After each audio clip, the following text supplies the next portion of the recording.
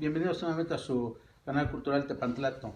Nos complace mucho regresar nuevamente con ustedes después de estar un buen tiempo alejados de las cámaras, pero este es un motivo importante para reunirnos nuevamente en este programa. El día de hoy nos acompaña el doctor Enrique González Cerecedo, quien es un gran jurista y además vamos a aprovechar su presencia para presentar su nueva obra, la obra que denomina Anatomía de la Norma Jurídica.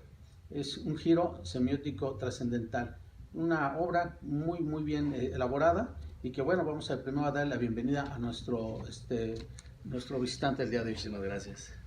Buenos días. Bien. Para que conozcan ustedes, bueno, seguramente hay muchos en el mundo jurídico que conocen al doctor Enrique González. Voy a hacer una breve semblanza de su trayectoria, porque es importante, es un joven con mucho empeño, mucho entusiasmo para innovar sobre las normas jurídicas. Él es nacido en la Ciudad de México, es licenciado en Derecho por la Universidad Nacional Autónoma de México. En el año 2010, él cursó su licenciatura en el plantel Ciudad Universitaria. También cuenta con maestría en Amparo en el año 2012 y el doctorado en Derecho Constitucional en el 2015, ambos con mención honorífica por la Universidad de Tepantlato. Esta es su casa jurídica también.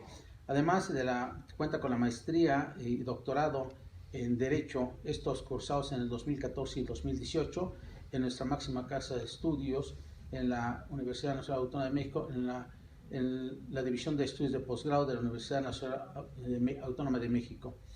Bien, ha realizado diversos cursos, ha salido a Canadá, ha estado en Canadá haciendo estudios en el año 2016, tuvo un trabajo tutorial con el doctor Wilfrido Woluchov. 2 años después moderó y coordinó la conferencia magistral en el Tribunal Superior de Justicia de la Ciudad de México del propio doctor Woluchov, y que desde luego fue un éxito en ese tema denominado excesos de garantismo hacia un positivismo jurídico incluyente. Bueno, también desde luego el doctor Cerecedo, pues él en el ámbito académico se ha desempeñado en la Universidad de Tepantlato impartiendo la cátedra en las materias de juicio de amparo, derecho constitucional, derecho procesal constitucional, teoría de la Constitución, teoría del Estado, derecho fiscal, metodología de la investigación jurídica, derechos humanos y argumentación jurídica en los 3 niveles de educación, tanto licenciatura, maestría y doctorado. Hablar del doctor Enrique González Cerecedo realmente es enriquecedor porque es una persona muy joven y que no es un joven para el futuro, sino que es un joven de actualidad y que realmente está abriendo brecha en esta nueva sistemática del derecho constitucional. A quien, bueno, pues nuevamente le doy la bienvenida y que, doctor, ¿qué nos puede hablar sobre este libro? En este libro yo veo que viene prologado por un excelente también jurista, como es el doctor Jorge Mario Pardo Rebolledo, actualmente ministro de la Suprema Corte de Justicia de la Nación, pero además está editado por la Escuela de Egresados de la UNAM y también por esta Universidad de Tepantlato. ¿Qué nos puede opinar? ¿Por qué el ministro le acepta hacer el prólogo y por qué estas 2 casas de la UNAM y Tepantlato hacen el prólogo de este libro, su edición? Perdón. Muchísimas gracias por la introducción, muchas gracias por la invitación. Muy agradecido con el ministro Pardo Rebolledo porque no solamente me hace el prólogo del libro, sino que además él fue parte de mi sínodo en el examen doctoral, donde precisamente gran parte de este libro se defendió a nivel doctoral. En esa oportunidad fue muy crítico, fueron críticas pero constructivas que me ayudaron a seguir construyendo este libro en ese examen doctoral. Pero además pasó algo muy curioso con el ministro Pardo Rebolledo, porque yo hacía anatomía de la norma jurídica con este giro semiótico trascendental en un nivel filosófico teórico. Bien. Y el ministro Pardo Rebolledo me di cuenta que coincidíamos en muchos aspectos, pero él en su papel de juzgador, es decir, bien, él en su papel práctico en la corte, que su carrera ha sido precisamente toda la vida juzgador, llegó a las mismas conclusiones que yo llegaba, pero él aduciendo precisamente en un nivel práctico, porque se vino en el 2011 en México toda una cargada de derechohumanía. Todos se fueron con el garantismo y todos se fueron muy emocionados a que había cambiado todo nuestro sistema jurídico y jus teórico y jus filosófico, y se fueron mucho a la cargada que se llama neoconstitucionalista. Sin embargo, el ministro Pardo Rebolledo fue de esos ministros que asumió un papel, digámoslo, de punto medio, un papel donde no se fue a este garantismo extremo y advirtió que en el derecho existen tanto principios como reglas, y no se fue a esta nada más derecho humanía, aduciendo que todo era derechos humanos y que ya se había roto la dogmática, que ya se había roto las reglas en el derecho. Y entonces él uno le dirán conservador, pero no es que seas conservador, simple y sencillamente él es jurista, no es ideológico, no es político. Entonces tú en tu papel de juez tienes que seguir esa justeoría, esa jusvisión, porque lo que estás haciendo es práctica jurídica basada en teoría del derecho, no en mera ideología, no en meras opiniones. Entonces fue algo que sin pretenderlo, sin planearlo, pues advertí en el ministro Pardo Rebolledo, y cualquiera lo puede ver, puede ir a la Suprema Corte, puede ir a ver los criterios, y los criterios del ministro Pardo Rebolledo son en este sentido. No se fue una cargada de derechohumanía y ultragarantismo y que ya ahora todo es derechos humanos, que ya y va a advertir precisamente que sus criterios son muy moderados, en donde se sigue advirtiendo que tiene gran preponderancia la dogmática, las reglas en el derecho, y no todo se resuelve a través de principios jurídicos. Entonces, sin planearlo, precisamente fue lo interesante que sucedió en este prólogo con el ministro Pardo Rebolledo. Bien, entonces quiere decir que en el examen profesional se enriqueció mayormente la postura que traías, ya claro, avanzada en la investigación. Sí, me ayudó muchísimo, porque todo lo que ya tenía en la visión filosófica teórica me ayudó a llevarlo a la praxis. Y entonces en este libro ustedes pueden advertir que no solamente va a ser un libro que se sumerge en las alturas de la práctica filosófica o de la visión filosófica ideológica, sino que lo aterrizas precisamente al mundo terrenal, al mundo de cualquier persona que pueda entenderlo, y sobre todo al mundo de los abogados, de los juristas que necesitan llevarlo a la praxis, toda esta visión filosófica, que ese ha sido el problema en México. Los filósofos del derecho están ahí en su mundo filosófico y están entre ellos debatiendo y argumentando, y los juristas que están en la praxis no entienden estos temas de filosofía. Entonces hay un distanciamiento entre lo filosófico y teórico y lo práctico, y entonces yo he tenido la oportunidad por mi usted leía mi currículum, doctor, y esa ha sido la parte académica, pero también en la praxis he tenido la oportunidad de desempeñarme en órganos jurisdiccionales, y entonces he podido llevar la filosofía al campo práctico. Es más, por eso se llama giro semiótico trascendental. Uno de los grandes autores que tomo para este giro semiótico trascendental van a ser filósofos prácticos, no van a estar en mera ideología o metafísica, sino que precisamente tienen una practicidad todo su pensamiento. Y en ese sentido, el que adquiere este libro va a ver cómo todo este tema de derechos fundamentales y nuevo paradigma de derechos fundamentales se lleva a la praxis. Y así sea especialista en amparo, en materia civil, en materia penal, pues todos estamos obligados ya precisamente a tener conocimiento sobre los derechos fundamentales. Sí, efectivamente, abordando sobre el tema de su examen profesional, no solamente fue la gran personalidad del ministro estar presente como sinodal, tengo entendido hubo otros sinodales. ¿Por qué nos platicas cómo estuvo integrado ese grupo de exceltos doctores que te examinaron? Exactamente, lo que hice es volver lo mismo, conjuntar la teoría con la práctica y un nivel más que es la filosofía, ¿no? Me acompañaron por una parte investigadores como el doctor Moscoso y el doctor Suárez Romero, pero en el otro ámbito, en el práctico, pues nos acompañó el ministro Pardo Rebolledo y el expresidente del Tribunal Superior de Justicia de la Ciudad de México, el doctor Álvaro Augusto Pérez Juárez. Entonces, volvemos a lo mismo, intenté incluso hasta en mi examen profesional llevar los dos mundos, un mundo filosófico teórico y el mundo práctico, para que toda esta construcción filosófica teórica tuviera una incidencia en la praxis jurídica mexicana. Y en ese momento lo llevé nada más a la praxis jurídica mexicana. Ahorita ya le cambio el título a mi libro, se llama Giro Semiótico Trascendental, porque tienes pretensiones de que este giro semiótico abarque incluso otras a otras naciones, otros países, otras fronteras. Pues tan es así que tenemos la Corte Interamericana de Derechos Humanos. Ya el derecho rebasa las fronteras, rebasa las regiones.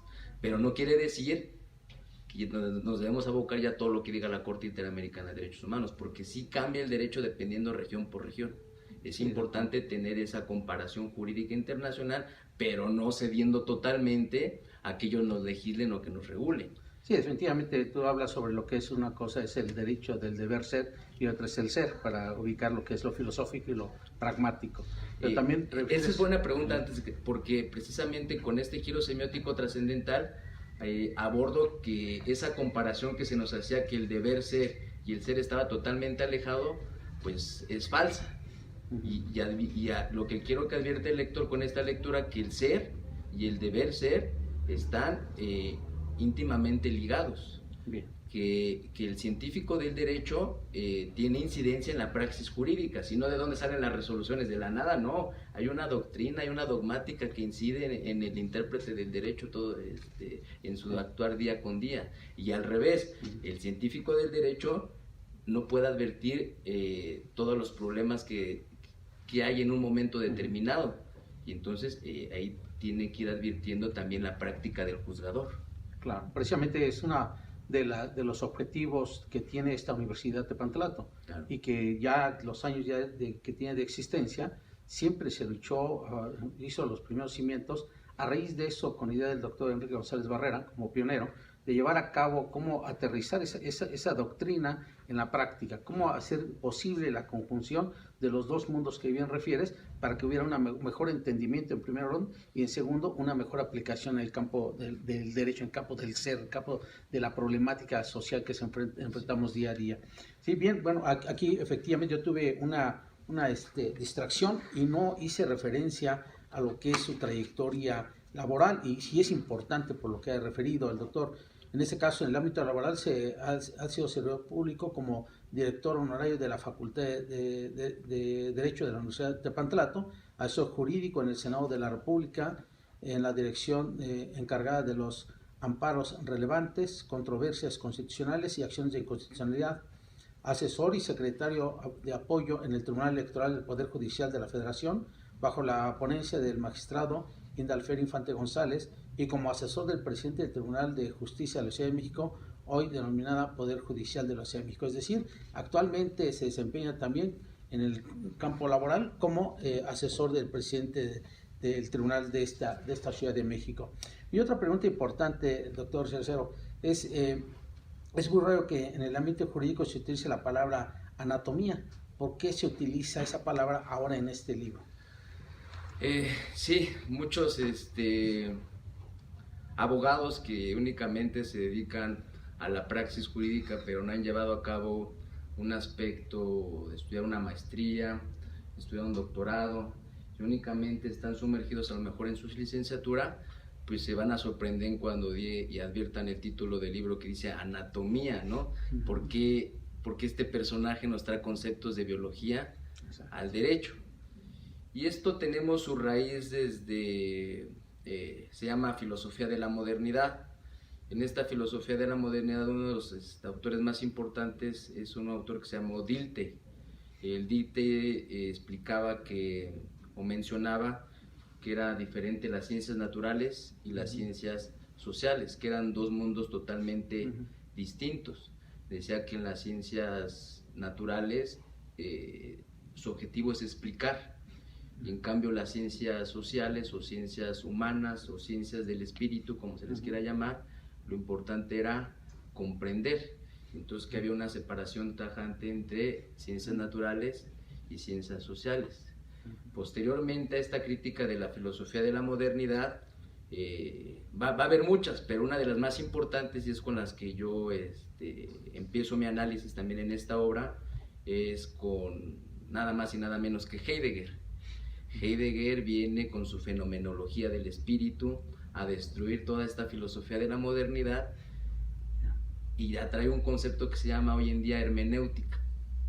A través de este concepto que se llama hermenéutica ya se puede distinguir que no está tan alejada las ciencias naturales de las ciencias sociales o del espíritu. y trae otro concepto también importante que se llama ontología.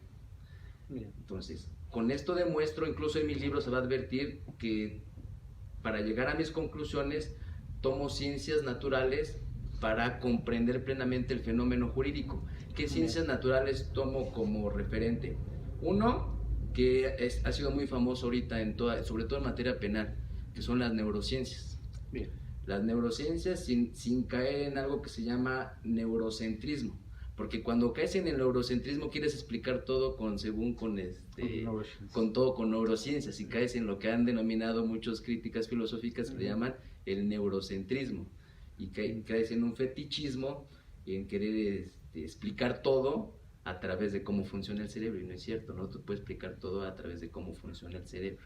Bien. Tiene que haber un intercambio, una argumentación, siempre va a ser importante la argumentación e intercambio de persona a persona, y no nada más una máquina que te diga cómo es que funciona el cerebro. Entonces, en este libro precisamente el lector puede advertir que yo me nutro para explicar el fenómeno jurídico de fenómenos biológicos, de fenómenos neurocientíficos, y entonces, ¿qué trae a colación? Pues simple y sencillamente que lejos de estar separado las ciencias naturales de las ciencias sociales, comparten experiencia y te sirven para entender el fenómeno jurídico. De ahí la palabra precisamente anatomía de la norma jurídica. Es curioso que nosotros como abogados, si tú le preguntas a cualquier abogado promedio cuál es la estructura de la norma jurídica, ninguno te la va a decir. Todos entramos a la praxis jurídica sin saber cuál es la estructura de una norma jurídica. En cambio, si tú le preguntaras a un médico cuál es la anatomía del cuerpo, pues es lo primero que ven. Bien, exacto.